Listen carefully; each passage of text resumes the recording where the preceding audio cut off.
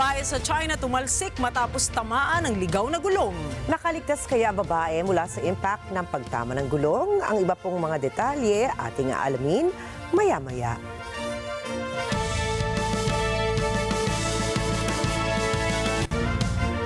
Magandang gabi, ako po si Ricky Mathay. Ako si Nina Richie Lago Flores. Ito po ang mata ng Agila International.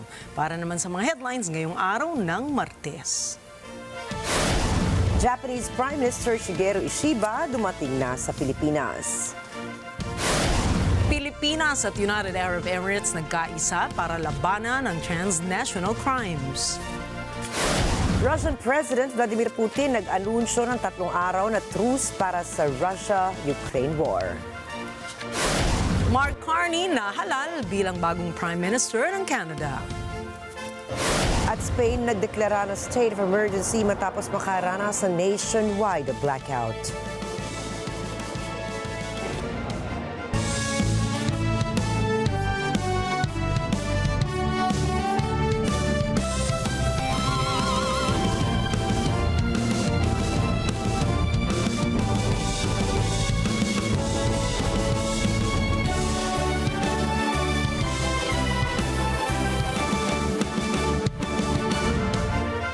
Dumating na sa Pilipinas si Japanese Prime Minister Shigeru Ishiba para sa kanyang 2-day official visit sa bansa.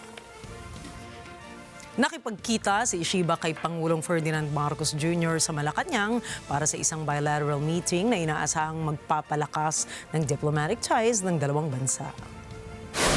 Sa pahayag ng Presidential Communications Office, inaasahan na sa pagbisita ni Ishiba sa bansa ay mas mapapalalim pa nito ang economic at development cooperation, political and defense engagement at people-to-people exchanges ng Pilipinas at Japan. Kapwa magpapalitan nila ang dalawang lider ng kanilang mga pananaw sa regional at global developments at mag-aaralan ang mga posibleng mga kooperasyon sa ilalim ng strengthened strategic partnership sa pagitan ng dalawang bansa. Inaasahan din na tatalakayin sa bilateral meeting ang Reciprocal Access Agreement na layong palakasin ang defense cooperation sa pagitan ng Manila at Tokyo sa gitna ng tumitinding tensyon sa South China Sea.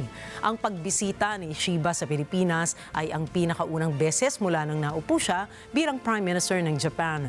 Huling nagkita sina Pangulong Marcos Jr. at Japanese Prime Minister sa sidelines ng ASEAN Summit sa Lao People's Democratic Republic noong October 2024. Nagkasundo ang Pilipinas at Japan na maglunsad ng isang project for Human Resources Development Scholarship Program para pakinabangan ng mga kawani ng gobyerno sa bansa. Sinabi ng Japanese Embassy sa Manila na lumagdas sina Japanese Ambassador Endo Kazuya at Foreign Secretary Enrique Manalo sa kasunduang nagkakahalaga ng 389 million Japanese yen o 150 million pesos. Ang inisyatibo na ito ay popondo sa master's degree education ng nasa 20 Filipino public servants. Batay sa dating kriteria, ang mga aplikante ay dapat na nasa edad pagitan 22 at 39 para maging kwalipikado sa grant. Ang scholarships ay para sa 2026 to 2027 academic year sa mga nangungunang universidad sa Japan. Lumagda ang Pilipinas at United Arab Emirates UAE sa isang bilateral security agreement para labanan ng transnational crimes. Ayon sa Department of the Interior and Local Government o DILG, nilagdaan ni Interior Secretary John Vic Remulla at UAE Deputy Prime Minister Saif bin Zayed Al Nahyan ang kasunduan sa isang high-level meeting sa Abu Dhabi nitong nakaraang linggo. Layo ng ganitong kasunduan ay itaas ang partnership ng dalawang bansa sa law enforcement at public safety. Sa naging pagpupulong ng dalawang opisyal ay kanilang napag-usapan ang mga posibleng mga kolaborasyon ng Pilipinas at UAE sa aspeto ng digital technology, urban governance at iba pang sektor ng mutual interest. Pinasalamatan naman ni Interior Secretary John Vic Remulla ang UAE sa pagkakaloob ng pardon sa 117 mga Pilipino na nationals. Anya, nagbibigay din ito sa umiiral ang pagkakaibigan sa pagitan ng dalawang bansa. Inanunsyo ng Philippine Coast Guard na bibili ito ng karagdagang 5 patrol vessels na katulad ng BRP Teresa Magbanwa. Ayon kay PCG Admiral Ronnie Hilgavan, inaasahang madedeliver sa Pilipinas ang una sa 5 barko sa taong 2027. Layo ng procurement na ito na palakasin pa ang depensa ng Pilipinas, partikular na para maprotektahan ang maritime jurisdictions ng bansa. Naglunsad ang PhilHealth ng health benefit package para magkaloob ng libreng outpatient care para sa mga batang may severe acute malnutrition.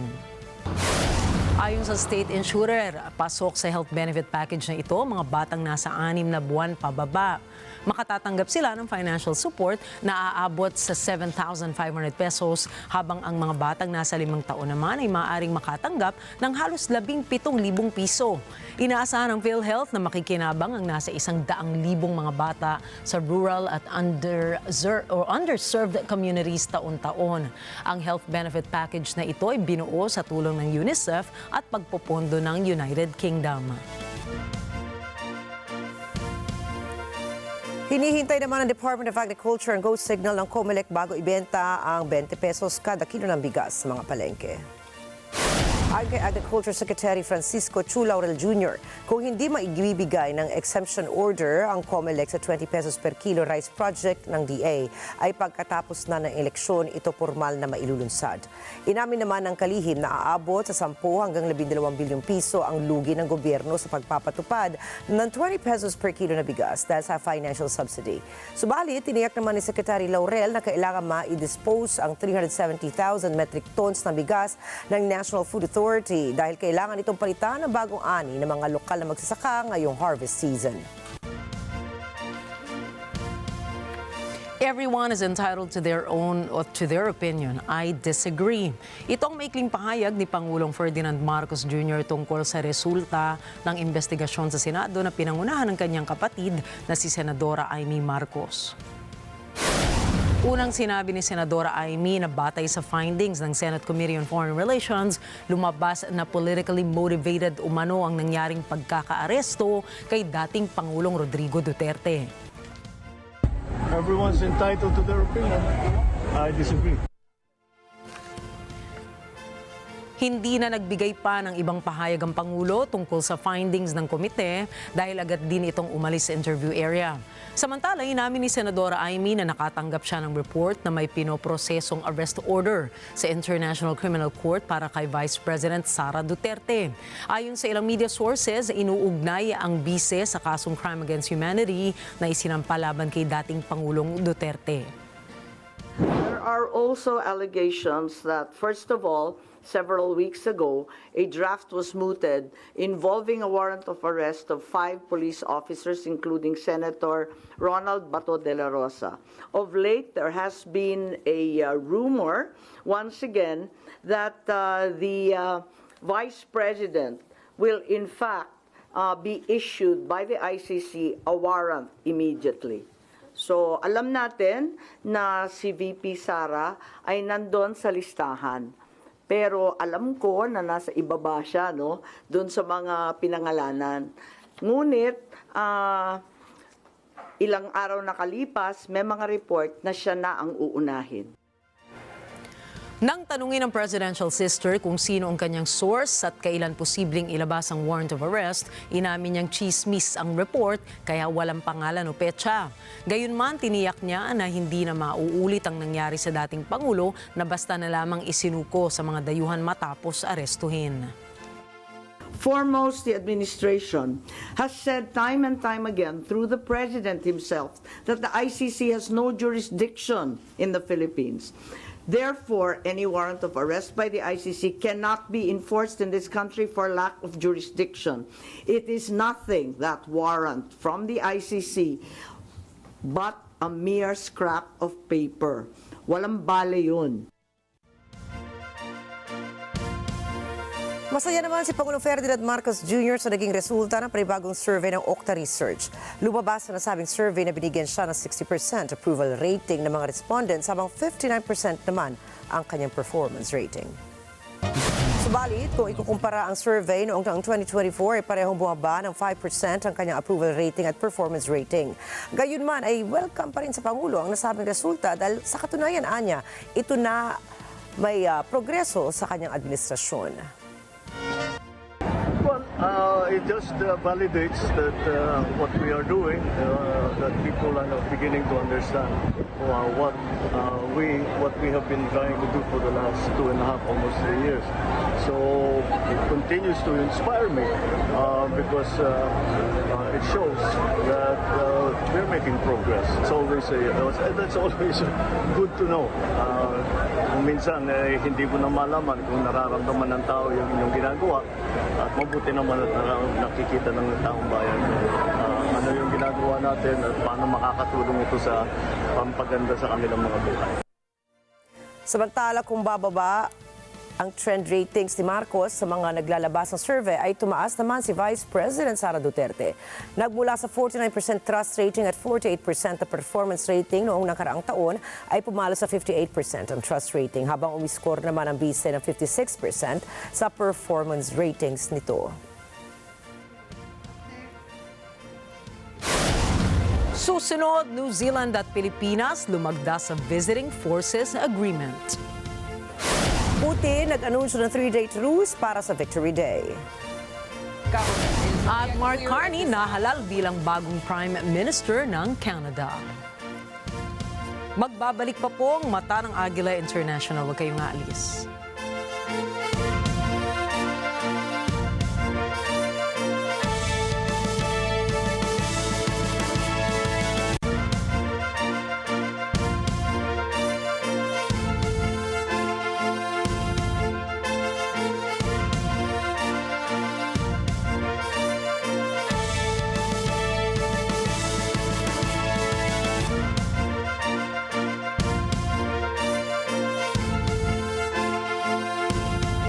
Truce construction.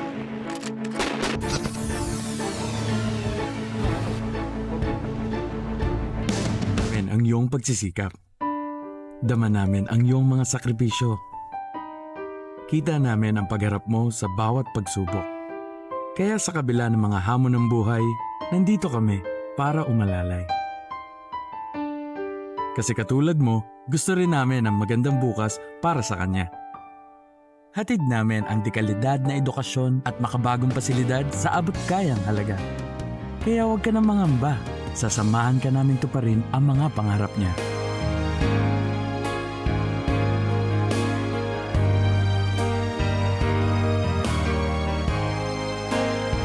Maaasahan mong sulit dito ang mga pinagsikapan mo. Sa aming mga makabagong pasilidad at sistema ng edukasyon.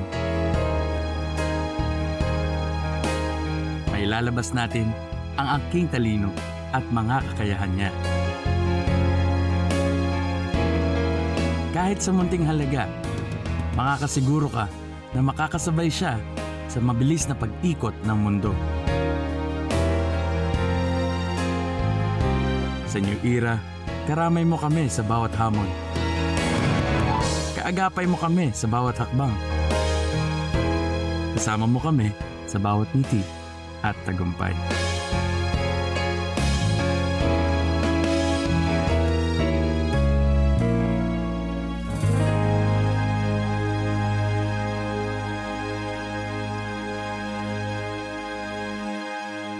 Truce Construction, your trusted partner in hospital building. Truce Construction.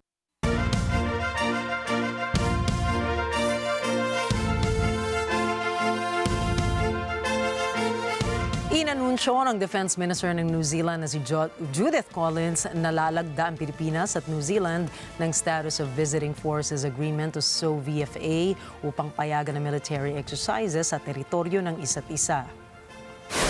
Ayon sa opisyal ng gobyerno ng New Zealand, darating si Collins sa Pilipinas ngayong araw at mananatili hanggang Mayo 2 para formal na lagdaan ang kasunduan.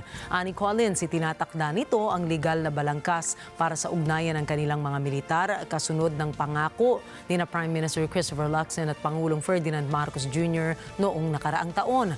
Matapos ang pirmahan, dadaan ang kasunduan sa pag-aproba ng Senado ng Pilipinas. Sa kanyang pagbisita, makikipagpulong si Collins kina Pangulong Marcos Jr. at Defense Secretary Gilberto Chodoro Jr. Binigyan din ni Collins ang kahalagahan ng mas malalim na seguridad at kooperasyon sa rehiyon upang ipagtanggol ang international rules-based order. Ang status of Visiting Forces Agreement ay isa lang sa mga kasunduan na bunga ng 2024 Mutual Logistics Supporting Arrangement at 2012 Defense Cooperation Arrangement ng dalawang bansa. 4 na araw na nagpapalitan ng putukan ng India at Pakistan sa kahabaan ng de facto border ng kani-kanilang bansa. Patuloy na tinutugis ng India ang mga suspect na militanteng grupo na responsable sa Kashmir attack kung saan 26 na katao ang namatay. Hawak na ng mga otoridad ng India ang 3 suspect sa nasabing pag-atake at batay sa inisyal na ulat. 2 rito ay hinihinalang mga Pakistani national. Inakusahan din ng New Delhi ng Islamabad na umano'y nagpupundo at nanghihikayat ng terorismo sa Kashmir na isang teritoryo na kanilang pinag-aagawan. Mariin namang itinanggi ng gobyerno ng Pakistan ang paratang ng India at kaagad itong humiling ng isang unbiased investigation. Namagitan naman ng China sa dalawang bansa at nanawagan ng isang mapayapang usapan para itigil na ang hidwaan upang mabawasan ang tensyon sa dalawang panig. 中方欢迎一切有利于当前局势降温的举措，支持尽快开展公正调查。作为印度和巴基斯坦的共同邻国，中方希望印巴双方保持克制，相向而行，通过对话协商妥善处理有关分歧，共同维护地区和平稳定。 Tumanggi namang magbigay ng pahayag ang gobyerno ng Pakistan patungkol sa panawagan ng China. Kontrolado na ng Battle Group West ng Russia ang pamayanan ng Kamyanka sa northeastern ng Kharkiv region. Ayon sa Defense Ministry ng Russia, mahigit sa 240 tao o sundalo ng Ukraine ang napatay ng Battle Group West. 6 na ammunition depot din ang matagumpay na nasira ng Russian forces para maliberate umano ang Kamyanka. Samantala, hindi naman naglabas ng pahayag ang Ukraine sa sinabi ng Russia.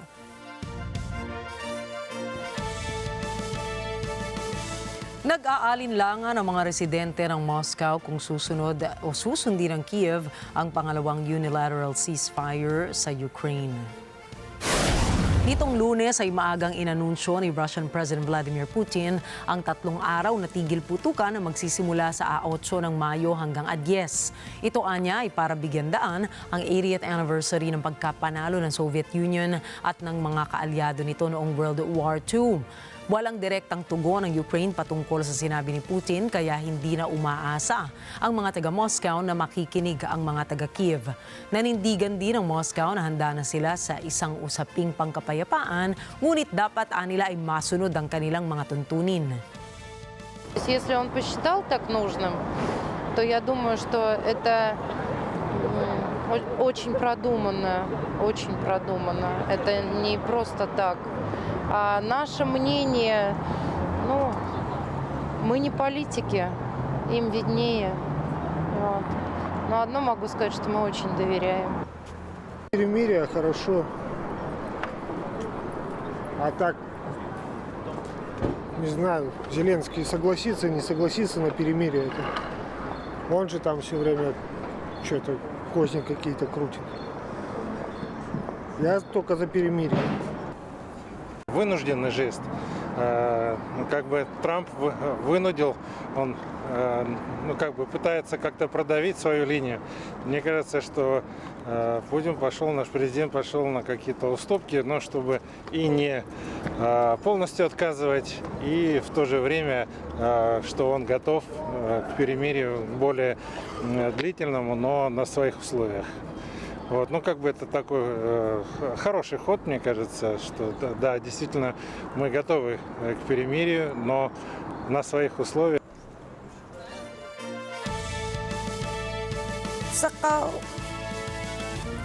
Sa kaugnay naman balita, nag-anunsyo ang Russia ng 3 araw na tigil putukan na magsisimula sa 2 linggo ng Mayo. Narito po ang report ni Anjo Milano.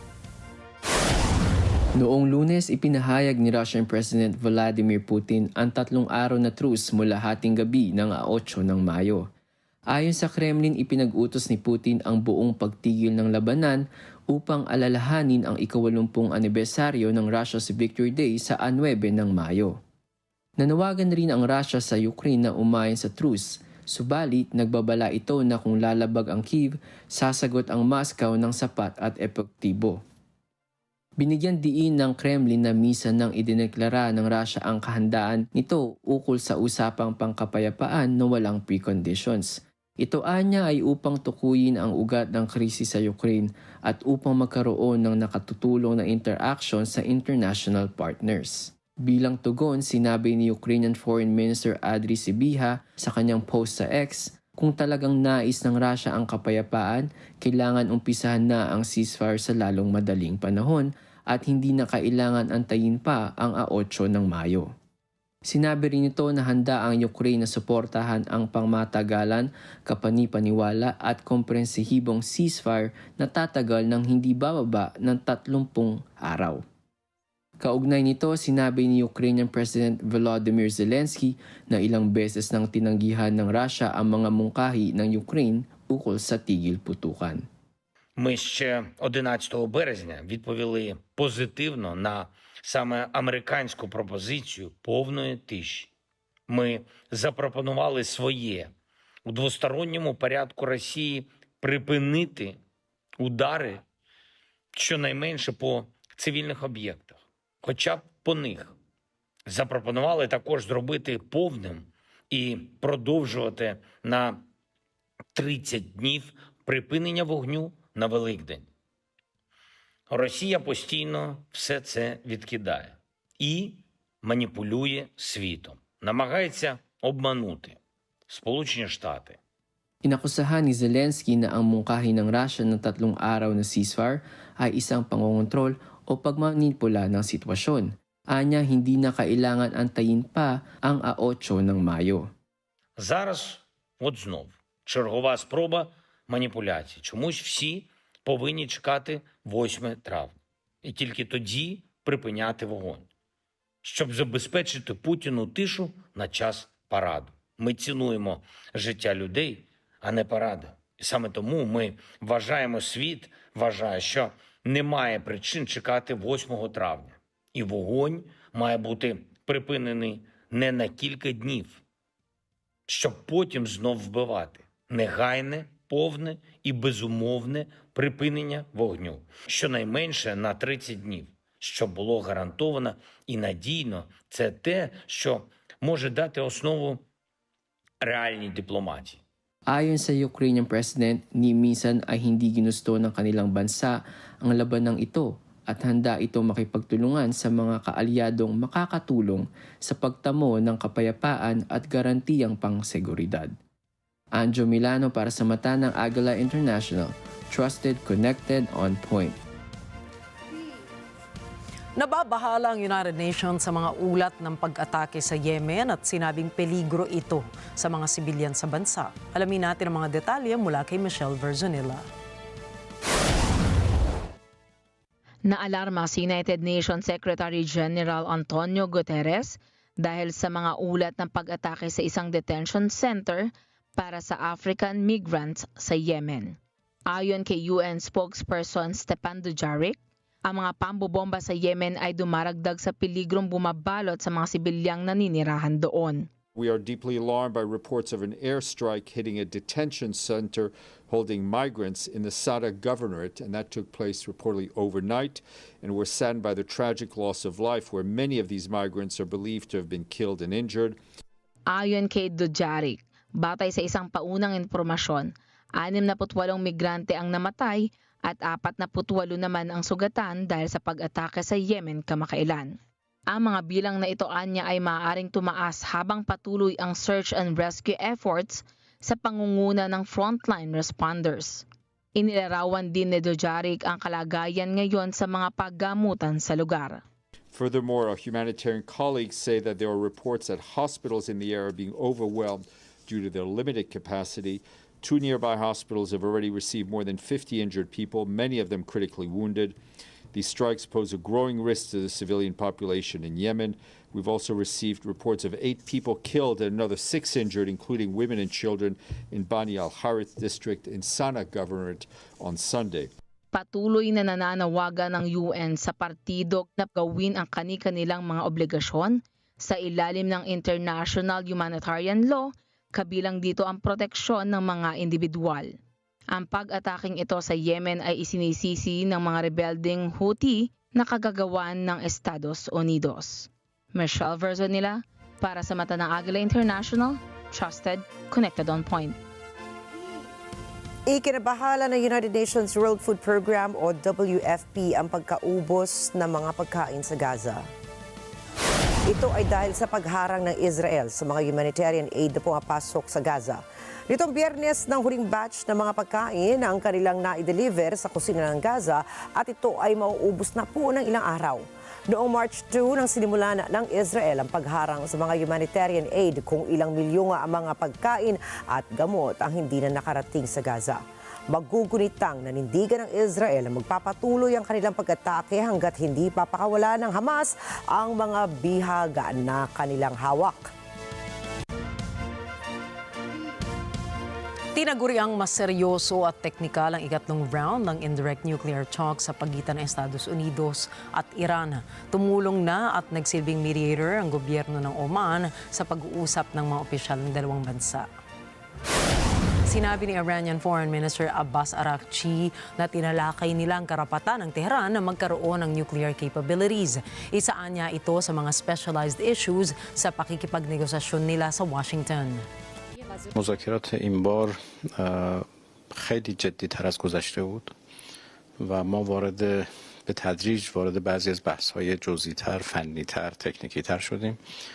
حضور کارشناسان بسیار مفید بود. ما چندین بار به صورت مکتوب نظراتمون رو رد و بدل کردیم. مذاکرات خب غیر مستقیم هست، میدونید بحث‌های فنی یه مقدار دقت‌های خودش رو می‌خواد، لذا عمدتاً به صورت مکتوب مواضع رد و بدل شد.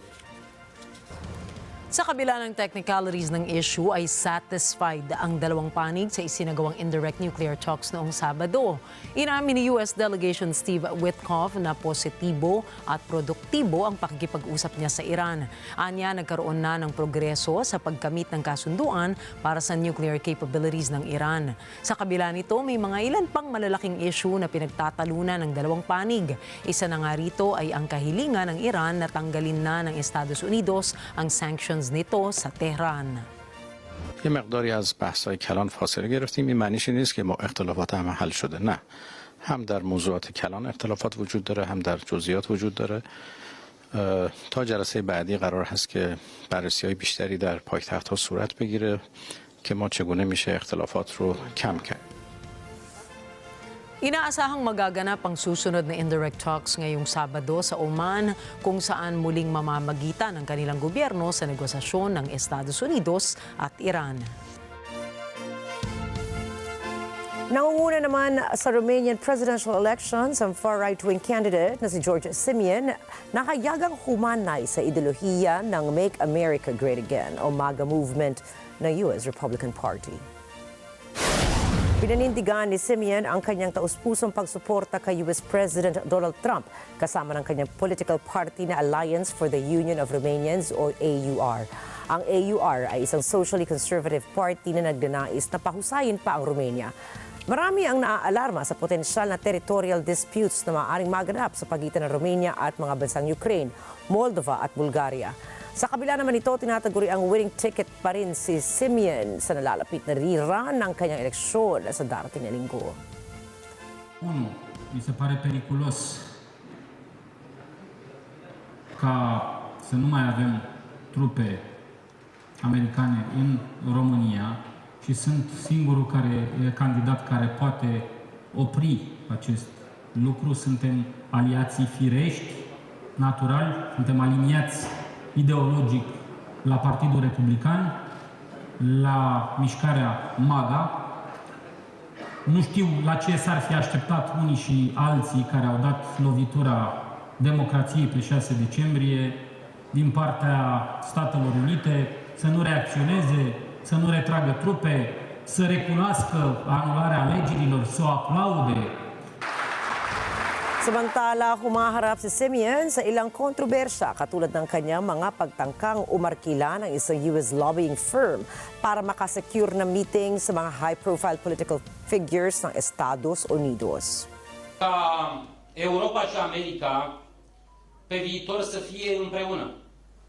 Să nu fim puși să alegem între mama și tata. Nu există lume liberă și nu există un viitor al Europei și al Uniunii Europene fără Statele Unite. Aceasta este viziunea mea și viziunea Partidului European din care facem. Ang unang round ng election rerun ay gaganapin ngayong linggo habang ang ikalawang round naman ay magsisimula at magtatapos ng eleksyon sa May 18. Tinapos ni Canadian Prime Minister Mark Carney ang kanyang kampanya sa pahayag na papalagan ang taripang pinapataw ni US President Donald Trump.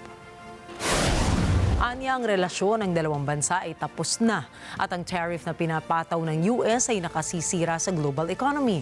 Bago ang halala, nagpahayag si Prime Minister Mark Carney ng pagkadismaya ng kanyang pamahalaan sa mga banta ng taripang ipinataw ni Trump.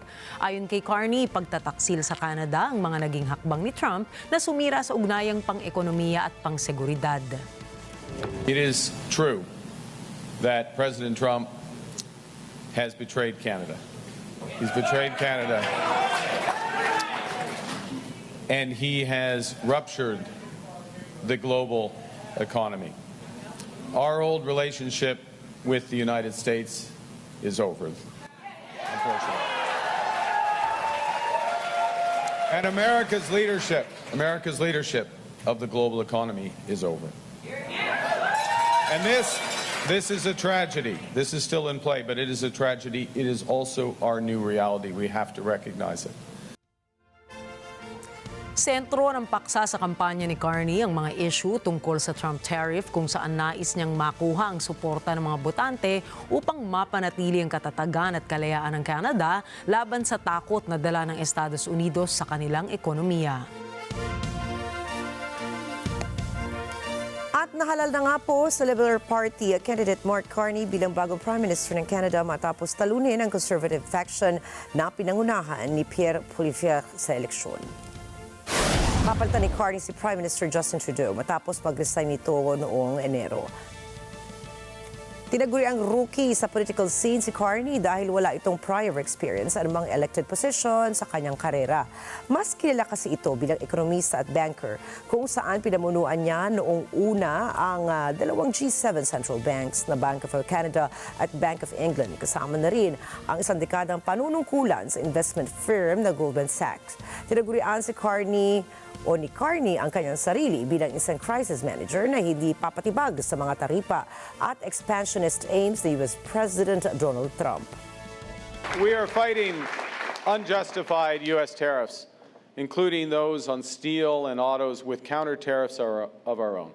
And those are designed to cause maximum pain in the United States, but have only a minimal impact here in Canada. We are protecting our workers and businesses because we're using every dollar that we collect from those retaliatory tariffs, and we use it to protect our workers. But above all, what we are doing is we are building Canada strong. Nangako si Carney mula pa sa kanyang pangangampanya na gagawin niyang Trump-proof ang bansa. Bagamat sinabi din niya na gagawin niyang day one priority ang pakikipagnegosasyon kay Trump. When I sit down with President Trump, it will be to discuss the future economic and security relationship between two sovereign nations. And it will be with our full knowledge that we have many, many other options than the United States to build prosperity for all Canadians.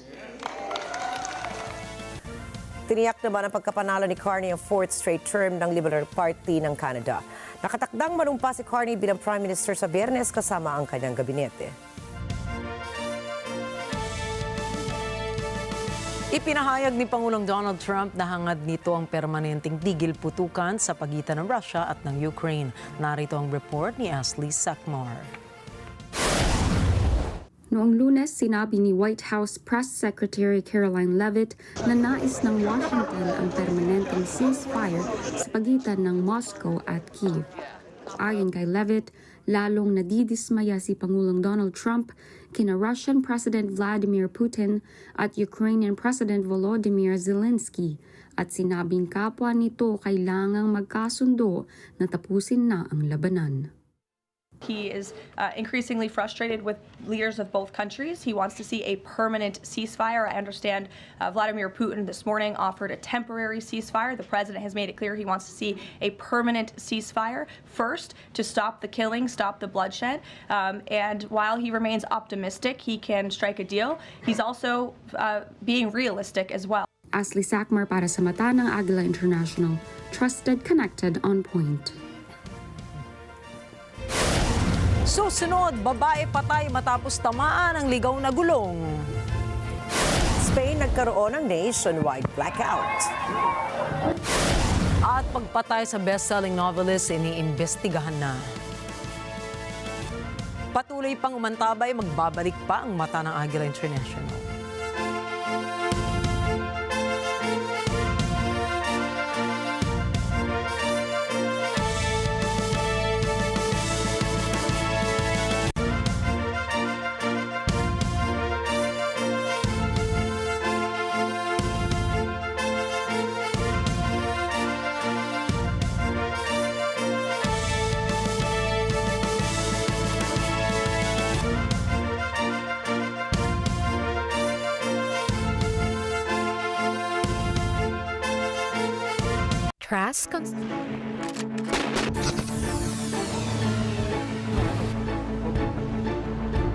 ng mga komentaryo. Tingin ng masa dito, this is just actually a ploy to weed out a person who potentially can actually win in 2028. Mga balita at impormasyong hihimayin. Kasama ang mga batikang komentarista. Sina Ali Soto. Hindi pa ako nakakapag-umpisa kong.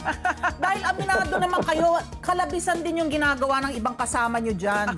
At Pat P. Daza. Desperado na siya. There's no way na makakapasok yung kanyang slate unless patayin itong 15. Sa ASPN. Ano sa palagay nyo? Lunes hanggang Biyernes, alas 8 hanggang alas 10 ng umaga, dito sa NET25.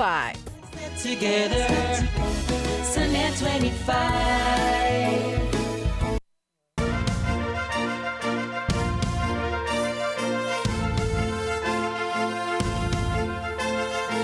Nagbabalik ang mata ng Agila International at sa pagpapatuloy ng ating mga balita ngayong gabi. Hindi na nakaligtas ang isang 48 anyos na babae sa China matapos itong tamaan ng ligaw na gulong.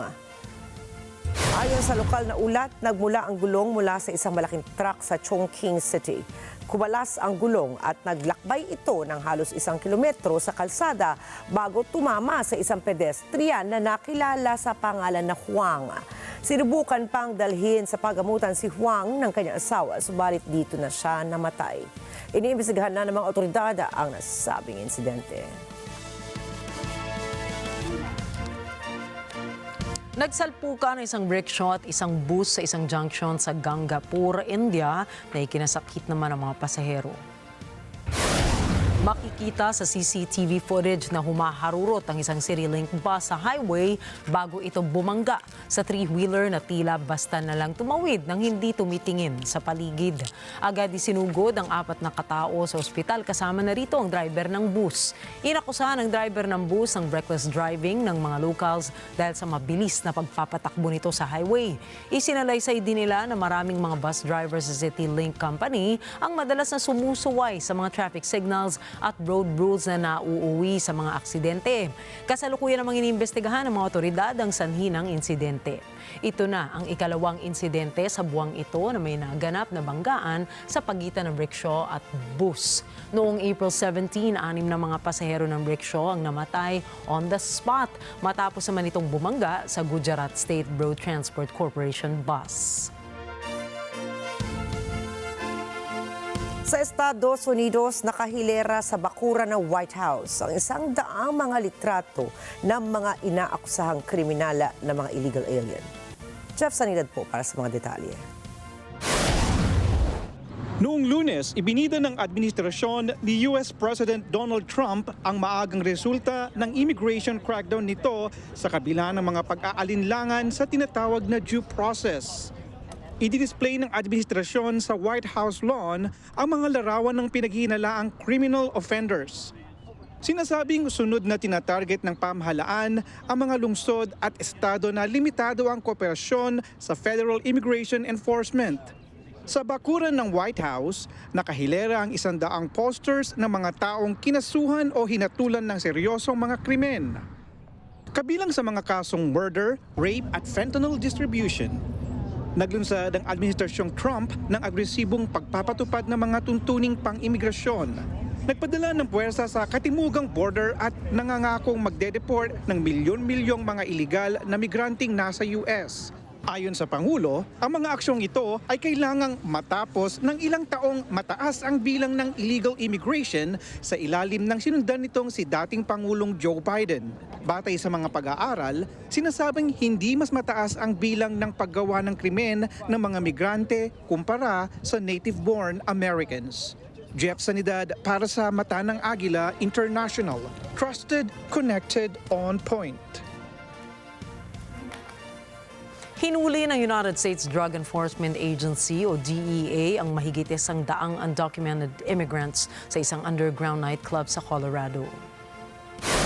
Ang ilan sa mga parokyano ay inaresto rin dahil sa mga active state warrants nila.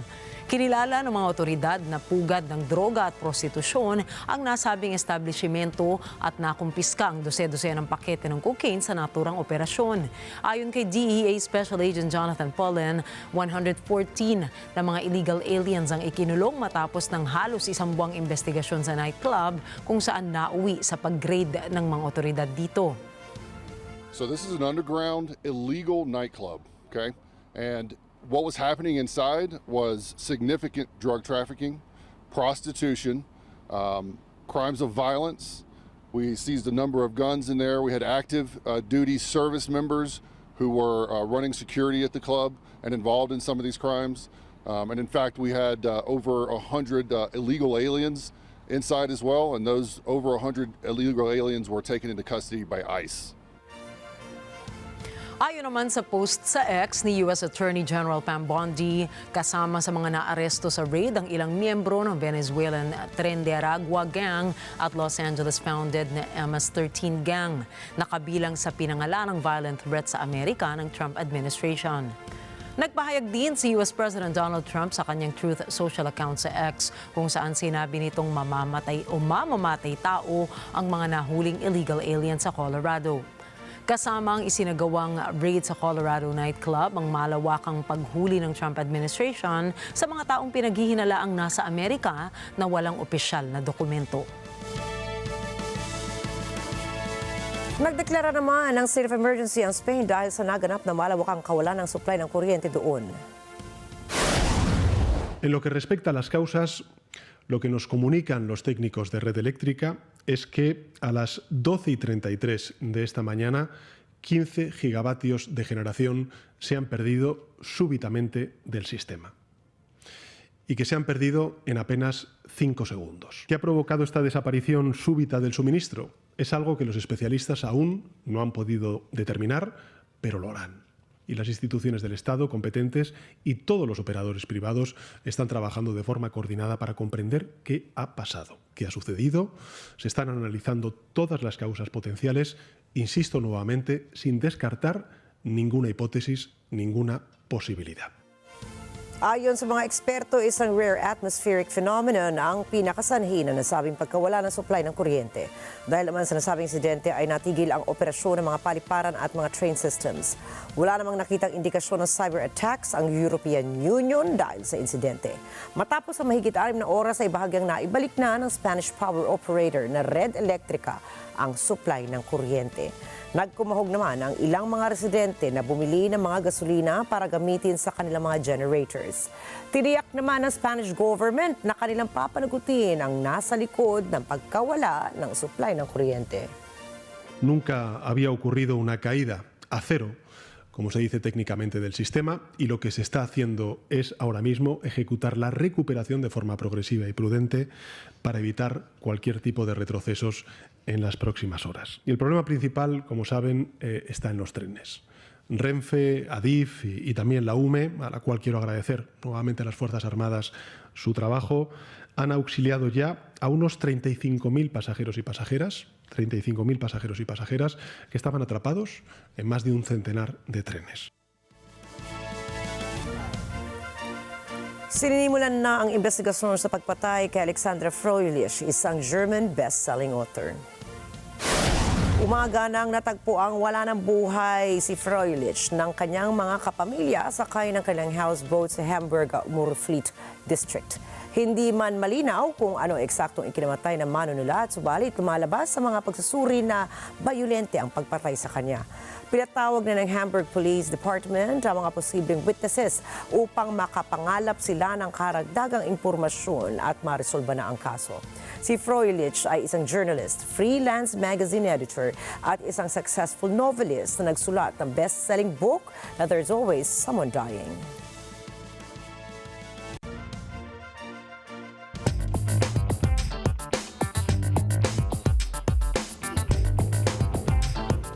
Sinabi ni Riyadh Air CEO Tony Douglas na handa silang bilhin ang mga Boeing planes na ipadadala sana sa China pero naudlot dahil sa trade war ng Washington at Beijing.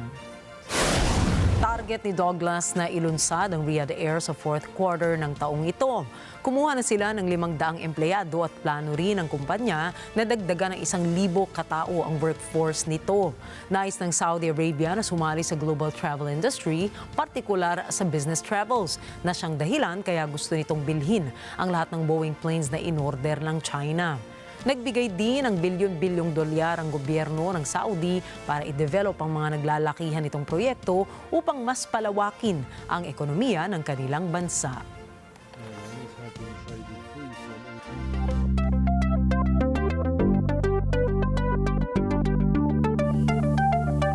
Matagumpay ang naging launch ng bagong data relay satellite ng China mula sa Xisheng Satellite Launch Center sa Sichuan Province. Ayon sa Beijing, kanilang pinadala ang Tiandian-205 satellite sa space gamit ang Long March 3B patungo sa space. Ang Tiandian-205 satellite ay ang second-generation geosynchronous orbit data relay satellite ng China. Layo po ng satellite na magbigay ng data relay at telemetry, tracking and command services para sa manned spacecraft katulad ng spaceships, space stations para sa medium and low orbit resources satellites. Ito rin ang ika-572nd flight mission ng Long March Carrier rocket series. Ibinida ng Royal Thai Police ang pinakaunang AI police officer ng Thailand sa pagdiriwang sa Nakhon Pathom Province.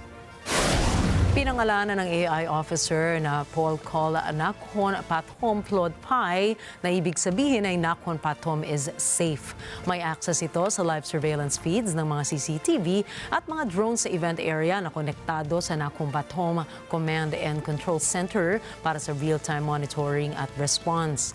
Ilan pa sa mga kakayahan nito ay facial recognition, suspect tracking, advanced search functions, weapon detection at behavior monitoring. Binuo ang robot police na ito sa pangunguna ng Provincial Police Region 7, Nakhon Pathom Police Department at ang Nakhon Pathom Municipality.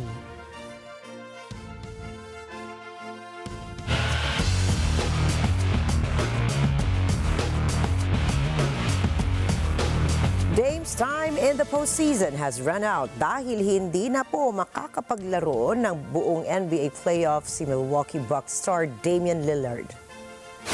Itig si Jimmy Butler sa kanyang pagbabalik matapos ang kanyang injury para sa Round 4 victory ng Warriors laban sa Rockets. Habang tinambakan ng 55 points ang Miami Heat laban sa Cleveland Cavaliers sa kanilang Game 4 showdown. Si Kyle Lara para sa play-by-play.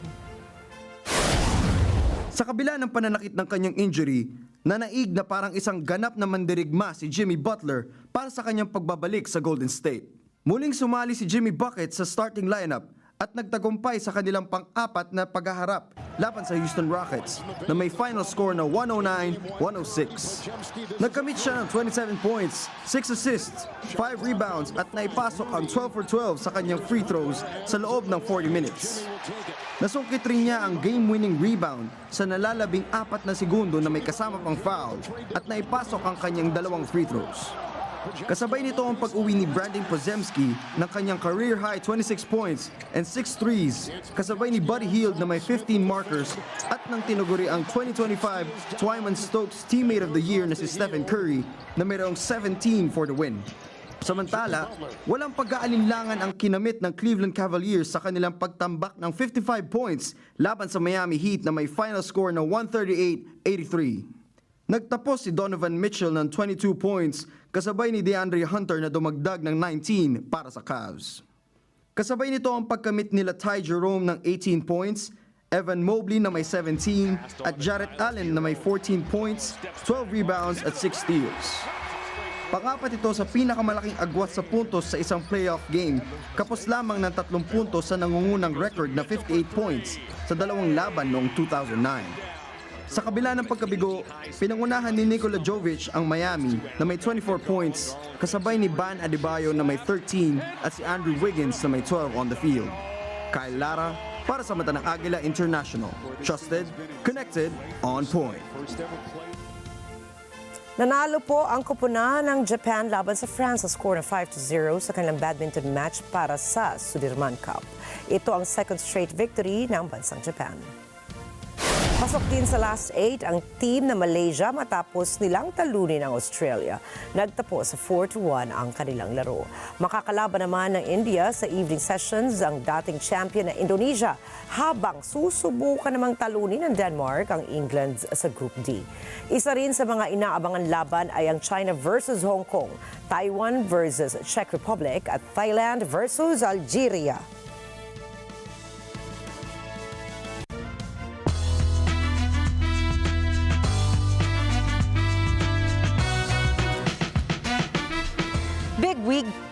Big week para sa mga Marvel fans dahil ang Thunderbolts ay ipapalabas na sa mga sinehan ngayong Biyernes.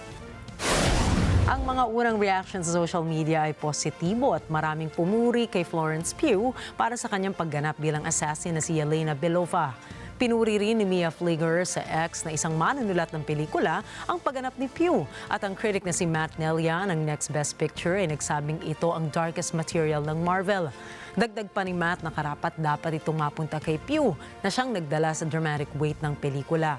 Si Pugh na unang nagpakita bilang Yelena sa Black Widow noong 2021 at sa Hawkeye na series ng Disney Plus ay muling bumalik sa papel na ito sa Thunderbolts. Sa pelikulang ito, haharapin ni Yelena ang kanyang darkest past kasama ang grupo na binubuo ni Bucky Barnes, Red Guardian, Ghost Taskmaster at John Walker.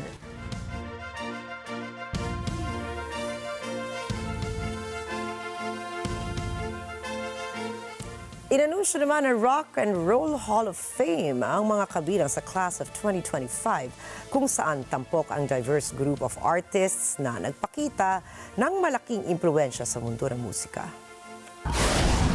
Sa performer category, kinilala sina Outkast, Soundgarden, Cyndi Lauper, Bad Company, Chubby Checker, Joe Cocker at The White Stripes para sa kanilang originality, impact, influence of rock and musical culture.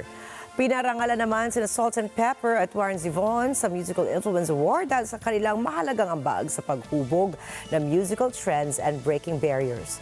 Para sa Musical Excellence Award, kinilala sina Tom Bell, Nicky Hopkins at Carol Kay na malaki ang naging papel sa likod ng maraming tanyag na awitin.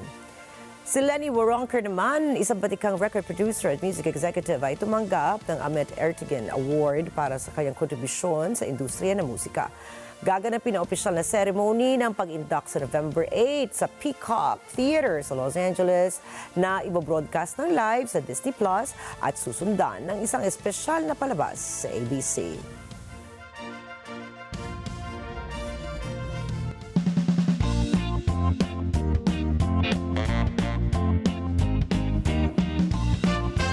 Isang martial artist at content creator mula sa UK ang nagtala ng 3 Guinness World Records para sa pinakamabilis na full extension punches. Ang kanyang mga record ay kinabibilangan ng 453 punches sa loob ng 1 minuto, 374 punches gamit ang boxing gloves at 333 punches naman habang hawak ang 1 kilogram weight. Ipinagmalaki ni Joshua ang kanyang tagumpay sa pamamagitan ng matinding pagsasanay na 2 beses sa isang araw, kabilang na ang paggamit ng ChatGPT upang gumawa ng kanyang training plan. Sa kabila ng paghihirap ay nahanap niya ang inspirasyon sa kanyang pamilya at sa kanyang career sa martial arts na nagsimula noong siya ay 7 years old pa lamang. Ibinahagi niya na ang kanyang karanasan ay isang mensahe ng motibasyon na nagsasabi na sa pamamagitan ng determinasyon, posible ang lahat. Isang nakatutuwang insidente naman po ang nahuli sa camera sa Bali, Indonesia, kung saan isang turista ang nabigla nang maagaw ang kanyang cellphone ng isang aso. Habang nagsiselfie ang turista gamit ang kanyang cellphone na iniwan niya sa buhanginan, isang aso ang bigla na lamang lumapit. Nakita ang kamera at kaagad kinagat ito at tumakbo palayo. Ang buong pangyayari ay nakunan pa rin ng video dahil patuloy ang pagre-record ng cellphone habang nagaganap ang nakatutuwang habulan sa pagitan ng babae at ng aso. Ang video ay kaagad na naging viral sa social media at ikinatuwa na maraming netizens ang eksena at ang positive reaction ng turista.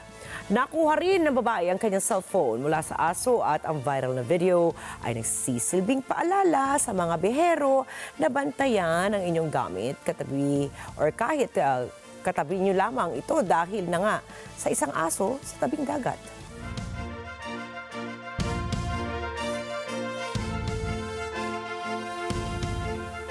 At narito po kami para maghatid ng balita sa anumang dako ng mundo. Magandang gabi po. Ako po muli, Sir Ricky Matay.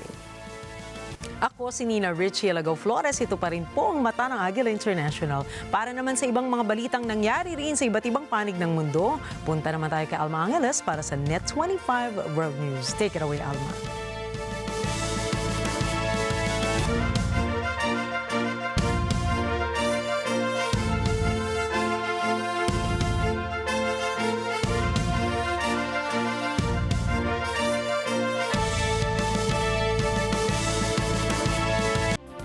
Thank you, Nina and Ricky. Good evening, everyone. I'm Alma Angeles for NET25 World News. On tonight's headlines. Right now, here in Manila, a significant meeting as Japanese Prime Minister Shigeru Ishiba held talks with President Marcos Jr. And today's visit comes at a crucial moment, with the Philippines and Japan, both key allies of the United States and Asia, looking to strengthen their security and economic bonds amidst increasing tensions in the Indo-Pacific region and the U.S. trade tariffs. I thus am looking forward to our talks today, spanning economic cooperation and development, strong people-to-people ties, and defense and security relationships. Our two countries are bound by fundamental values, including the rule of law, as well as shared challenges in the area of security, economy, and disaster prevention. And the news starts now.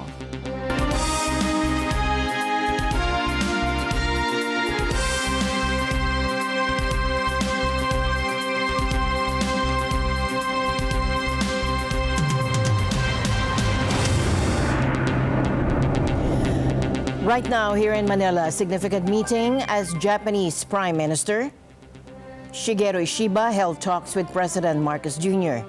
And today's visit comes at a crucial moment, with the Philippines and Japan, both key allies of the United States and Asia, looking to strengthen their security and economic bonds amidst increasing tensions in the Indo-Pacific region and the U.S. trade tariffs. The Philippines and Japan are neighbors, connected by the ocean, and we are also an ally of the United States.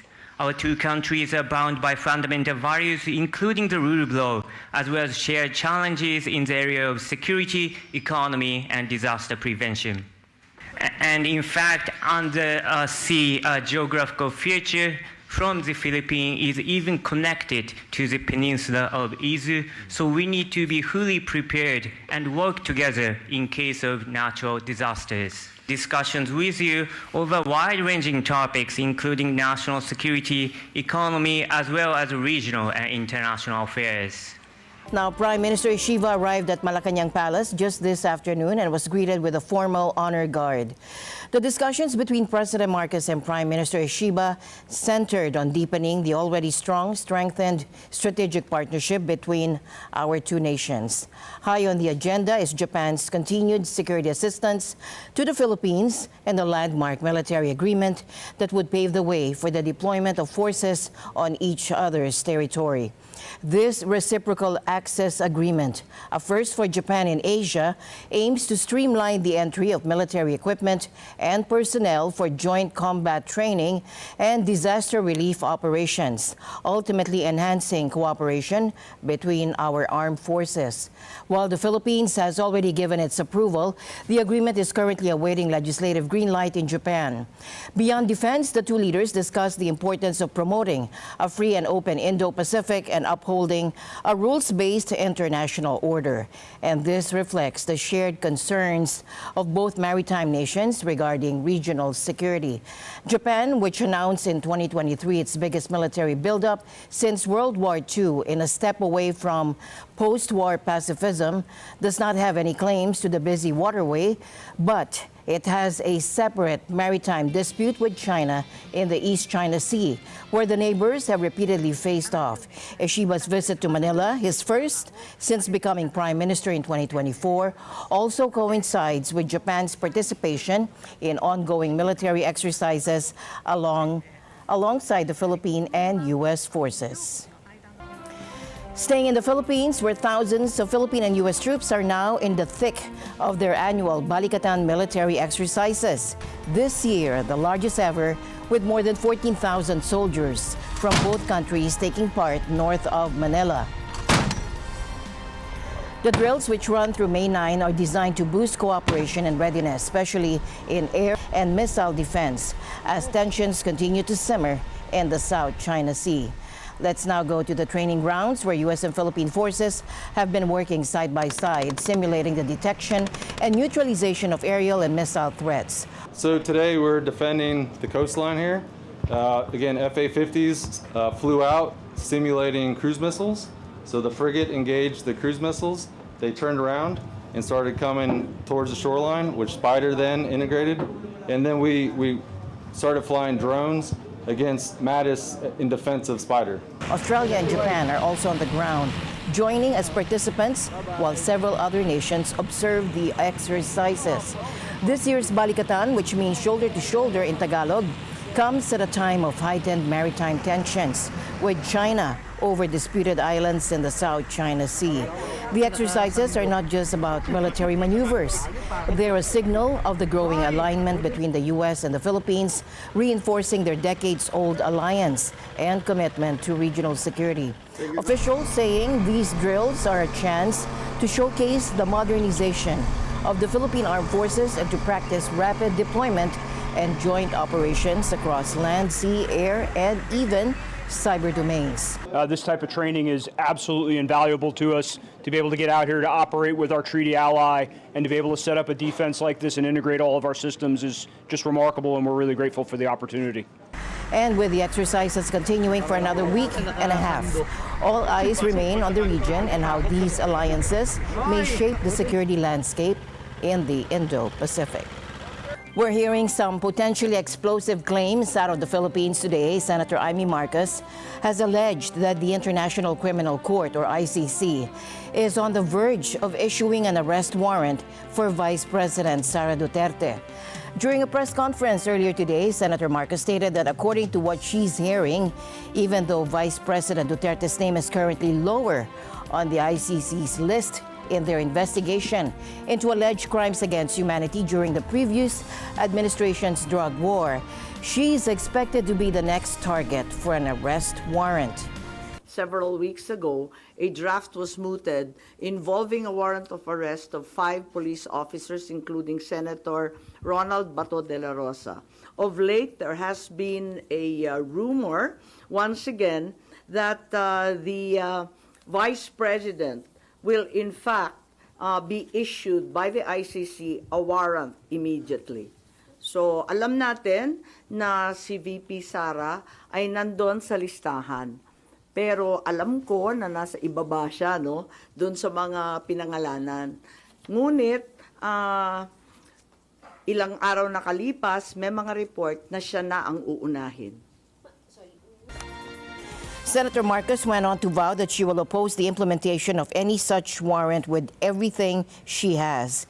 She's maintaining the position that the ICC has no jurisdiction over the Philippines and that any warrant they issue would be, in her words, a mere scrap of paper.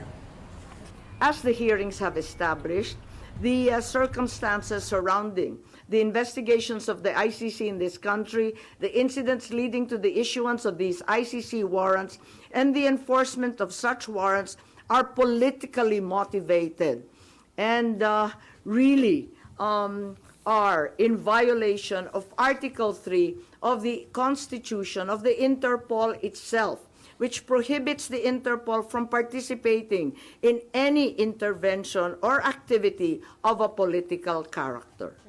Wala tayong balak na isuko ang soberanya ng Pilipinas at ibaliwala ang ating husgado. So ano mga action na gagawin niyo, ma'am, para harangin sakali? Iniisip pa kung anong kailangan gawin dahil tulad nga ng sinabi ko, haka-haka pa lamang ito. Ngunit sa nakita natin sa mga nakaraang 2 taon, itong mga haka-haka, duda, suspetsa, madalas nagiging totoo. The results are in from Canada's election and they're being watched closely, particularly south of the border. Mark Carney, with his extensive international experience, will now navigate Canada through a complex period, including the ongoing trade tensions with the U.S. Thomas I. Likeness for more. Carney will need the help of a smaller party to prop up his government, which is a few seats shy of a majority. Now, just 6 weeks ago, Carney, a political novice, replaced former Prime Minister Justin Trudeau, who resigned because of plummeting popularity. Before entering politics, Carney headed Canada's central bank and later the Bank of England. During that time, his contacts included European leaders and others on the world stage, all of which should prove valuable while navigating Canada through the troubled waters of Donald Trump's trade war. In his acceptance speech, Carney told supporters one of the responsibilities of government is to prepare for the worst, not hope for the best. As I've been warning for months, America wants our land, our resources, our water, our country. Never. But these are not idle threats. President Trump is trying to break us so that America can own us. That will never ever happen. And Carney says things have changed with the United States, and there's no going back. Our old relationship with the United States, a relationship based on steadily increasing integration, is over. The system of open global trade anchored by the United States, a system that Canada has relied on since the Second World War, a system that, while not perfect, has helped deliver prosperity for a country for decades, is over. These are tragedies, but it's also our new reality. Carney says Canadians have to take care of themselves and have to look out for each other. At some point, he'll be meeting with Trump, and Carney makes it clear he's not going to be pushed around. When I sit down with President Trump, it will be to discuss the future economic and security relationship between two sovereign nations. And it will be with our full knowledge that we have many, many other options than the United States to build prosperity for all Canadians. Carney says Canada will win the trade war with the U.S., and in doing so, will build a strong economy. On the domestic front, Carney says although millions of people voted for other parties, he's committed to representing all Canadians. And my message to every Canadian is this: no matter where you live, no matter what language you speak, no matter how you voted, I will always do my best to represent everyone who calls Canada home. Carney's main opponent, Conservative leader Pierre Poilievre, faced disappointed supporters as the results came in. He offered gracious remarks in his concession speech. I would like to congratulate Prime Minister Carney on leading this minority government. We'll have plenty of opportunity to debate and disagree, but tonight we come together as Canadians. We will do our job. Yes, we will do our job to hold the government to account. But first, we congratulate people from all political backgrounds on participating in the democratic process. Poilievre says he'll stay on as party leader, but his political future is uncertain. Not only did his party lose the election, as of broadcast time, Poilievre appeared to be on the verge of losing his own seat in Parliament. The final result of that vote will be known later today. So, if he is defeated, it's possible the Conservative Party will be putting up a help wanted sign. Also looking for a leader, the New Democrats. It's a smaller party led by Jagmeet Singh. He failed in a bid to get re-elected, and he says he'll be stepping down as party leader. This has been an unusual election. Although economics factored into the 28-day campaign, U.S. President Donald Trump overshadowed the vote.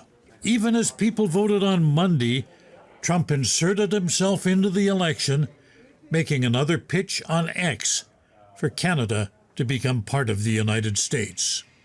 But for Canadians, the issue of who will govern us is settled without bitterness or chaos, and the results of Monday's election should guarantee 4 years of political stability. Thomas I. Likeness, NET25 World News. Let's turn our attention now to a potentially significant development in the war in Ukraine. Just ahead of Russia's Victory Day celebrations, President Vladimir Putin has announced a 3-day ceasefire. But as you'll hear, not everyone is convinced this is a genuine move towards peace. Take a look. Russian President Vladimir Putin on Monday declared a 3-day ceasefire from May 8th to the 10th in its war with Ukraine. The 72-hour truce would coincide with Putin hosting international leaders for lavish celebrations to commemorate the 80th anniversary of the victory over Nazi Germany in World War II. Putin's move appeared aimed at signaling to the world that Russia is still interested in peace, something that Ukraine and its European allies dispute. On Monday, White House Press Secretary Karoline Leavitt said U.S. President Donald Trump wants more than just a 3-day truce. Increasingly frustrated with leaders of both countries. He wants to see a permanent ceasefire. I understand Vladimir Putin this morning offered a temporary ceasefire. The president has made it clear he wants to see a permanent ceasefire, first to stop the killing, stop the bloodshed. And while he remains optimistic he can strike a deal, he's also being realistic as well. Speaking to reporters in New Jersey on Sunday, Trump said he was disappointed that Russia has continued to attack Ukraine.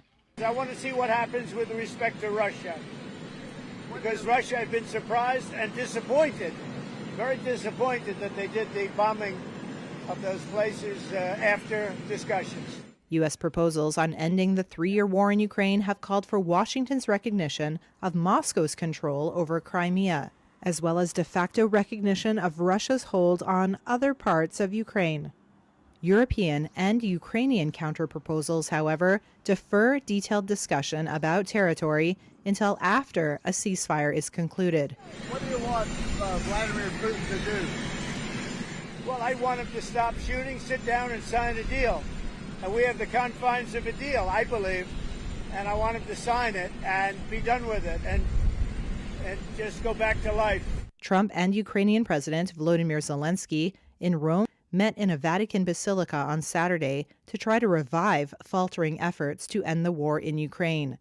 After which, Trump suggested Zelensky was ready to give up Crimea, which Russia seized from it in 2014 as the price of a peace deal. Were Trump to unilaterally recognize Crimea as Russian territory right now, he would be immediately giving up perhaps the most important negotiating card in all of these discussions, seemingly for nothing in return.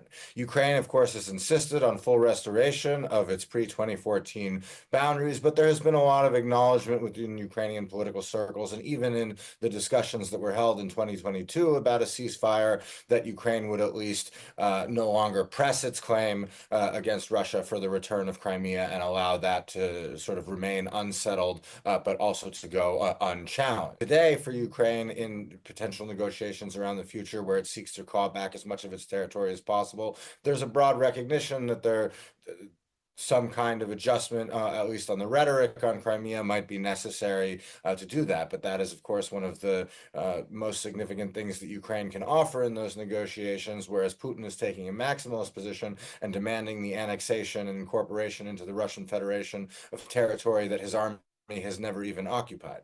But U.S. Secretary of State Marco Rubio said on Sunday that the Trump administration might abandon its attempts to broker a deal if Russia and Ukraine do not make headway. How do you convince young people to risk their lives on the front lines of a brutal war? Well, Ukraine is trying to answer that question with a bold strategy. Cold, hard cash and some significant perks. But as we're learning, the reality of warfare is proving a tough sell for some. Fighting on the front lines of Europe's deadliest conflict since World War II is a hard sell. And that's why Ukraine is now offering a range of financial incentives in a bid to lure young recruits, though data suggests take-up is slow. For those who do sign up to fight for a year, the package includes a mortgage deal and a monthly salary of up to $2,900, almost 6 times above the national average wage. A cash bonus of $24,000 and a 1-year exemption from mobilization after a year of service are also included. 20-year-old Pavlo Broshko has signed one of the new contracts and will be sent to the front line in 2 months. He says his 6-month-old daughter is his motivation. When the war started, the occupation of Crimea, Donbass, I was 9 years old. I do not want my child to ever hear the word war in the future. That someone has occupied some territory or similar, I want my child to simply not know what it is. Ukraine launched the national drive 2 months ago in a bid to reinvigorate its tired and aged armed forces, but fewer than 500 have signed contracts, according to Pavlo Palisa, President Volodymyr Zelensky's military advisor. At the moment, this is still a trial process. In order for it to work, to really work, we need feedback from boys and girls aged 18 to 24 who have signed up, who have completed training and describe how it was, how it all went for them. I'm sure that their honest feedback will help to attract other citizens. For 18-year-old Yuri Bobryshev, the first person to join the program, the motivation to fight was personal. He escaped Russian occupation in the Donetsk region at the age of 15, but his brother was killed. He says he saw many dead bodies shoveled and loaded onto lorries and then unloaded into a pit or a river. While they face multiple weeks of training, their first experience of simulated artillery and drone attacks came as a shock to some. Instructors told Reuters the young recruits are presenting with a warped perception of the reality of warfare due to videos on social media like TikTok. Zelensky said in January Ukraine had 980,000 people in arms. Last year, Russian President Vladimir Putin ordered the Russian armed forces to be increased by 180,000 to 1.5 million. A Ukrainian draft has been in place for most adult men after the full-scale Russian invasion of 2022. According to sources, the average age of Ukraine's battlefield soldiers is 45. Kyiv reduced the age of those required by law to join up from 27 to 25 last year. The young recruits are preparing to head to the front at a time when Russian forces continue assaults along multiple fronts, even as the US administration of President Donald Trump seeks a negotiated ceasefire. Imagine life suddenly grinding to a halt, and that was the reality for millions in Spain and Portugal as a huge power failure swept across the region. The scale of the blackout was so severe that Spain declared a national emergency. Here's Arlene Ocampo for a look at the impact. This is what much of Spain and Portugal looked like Monday, life without electricity. The outage grounded planes, halted public transport, and forced hospitals to suspend routine operations. We were literally at a restaurant and everything started kind of going, awkward as our phones stopped working, the lights in the hotel went out, and then pretty soon we realized as we were on our way here to the train station that none of the traffic lights were working. And that's when we arrived here at the train station, and individuals were telling us in Spanish that there were no trains coming in and out of the station. Outages on such a scale are extremely rare in Europe. Todavía no tenemos información. We do not yet have conclusive information on the reason for this cut. So I ask the people, as we have done in the past crises, to inform themselves through official channels. It is better not to speculate. We do not know the causes. We do not rule out any hypothesis. But now we must focus on the most important thing, which is to restore electricity to our homes. For the moment, there is no evidence of any civil protection problems. I repeat, there are no problems of insecurity. The cause is unclear. Portugal suggests the problem originated in Spain, and Spain points the finger at a breakup in its connection to France. Portuguese Prime Minister Luis Montenegro says there is no indication a cyber attack had caused the blackout, which began about 10:30 in the morning. Nonetheless, rumors circulated of possible sabotage. Spanish Prime Minister Pedro Sanchez says in 5 seconds, the country lost about 60% of national demand. He says they're still trying to figure out what happened. Sanchez says technicians are working to figure out why that sudden drop occurred. In Spain, power started returning to the Basque Country and Barcelona areas in the early afternoon and to parts of capital Madrid by Monday night. By late Monday, about 61% of electricity had been restored. Power also gradually returned to various municipalities in Portugal late on Monday, including Lisbon city center. The blackout had wide-ranging effects across the peninsula. Hospitals in Madrid and Catalonia in Spain suspended all routine medical work but still attended to critical patients using backup generators. Several Spanish oil refineries shut down and some retailers closed. There were traffic jams in Madrid city center as traffic lights stopped working, with people in reflective vests appointing themselves to direct vehicles at intersections. Local radio reported people trapped in stalled metro cars and elevators. Arlene Ocampo for NET25 World News.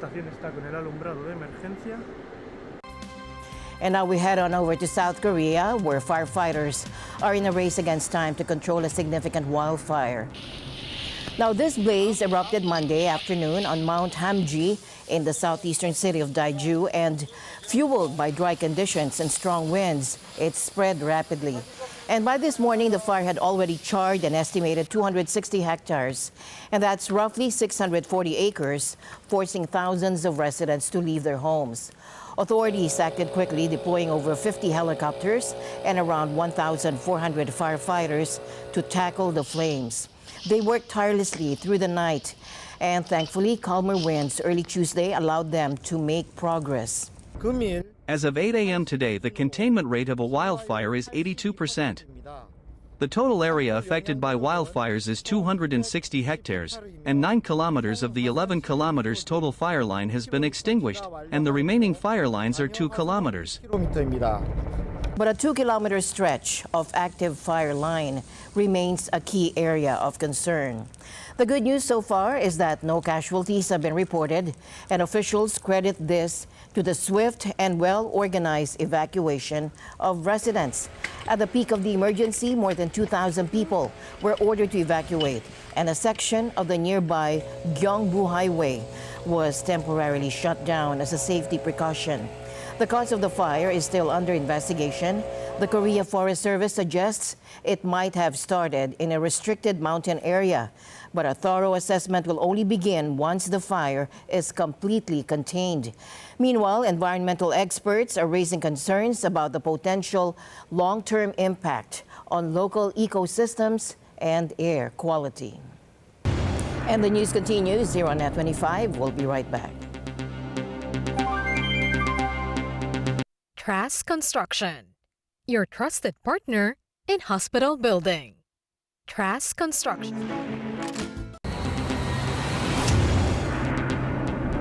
Finally tonight, let's catch up on some action from the NBA playoffs. A key player made a significant return for the Golden State Warriors. Jimmy Butler III was back on the court after missing a game due to injury, and he definitely made his presence felt in their matchup against the Houston Rockets. Jimmy Butler returned from injury to score a crucial 27 points, including 14 in the fourth quarter, leading the Golden State Warriors to a 109-106 victory over the Houston Rockets in Game 4. Brandon Podziemski added 26 points with 6 three-pointers for the Warriors, who now hold a 3-1 series lead. Alperen Şengün led the Rockets with 31 points, and Fred VanVleet had 25. VanVleet's potential game-tying three at the buzzer missed, and Butler hit key free throws down the stretch, scoring Golden State's final 5 points. With this win, the Warriors are now just one game away from advancing to the next round. The Rockets will be looking to stave off elimination as the series shifts back to Houston for Game 5 on Wednesday. Brandon's big time, second-year player, but plays like a 10th-year guy. I mean, he's just got so much poise and confidence, and he was obviously a key to everything. And then Jimmy getting to the line 12 times really carried us, especially in that fourth quarter. It was just an incredible performance by our guys against a great team that gave us everything we could handle tonight, so it's a big-time win. They were great. They kept us in the game. Obviously, the start of the third quarter, 18-1 run, and just gave everything back that we did before the halftime. And to be up 7 and go down 10 that quickly with some of the missed shots or whatever, nobody tries to miss shots, but the non-help off of certain guys, leaving shooters, and then just not rebounding. They beat us in the offensive glass, second chance points. So not a great start there. Double big was the reason we stayed in the game. I would be more happy if we would have win. And 30, whatever, 40, 20, doesn't matter when you lose. Whatever you do, you just gotta win when you do that. That's important. So, of course, I'm happy with it, what I'm doing. But, just a lot more to improve for myself. Hopefully, I'm going to be in this league for a long time and just, keep improving every year and just get better and better.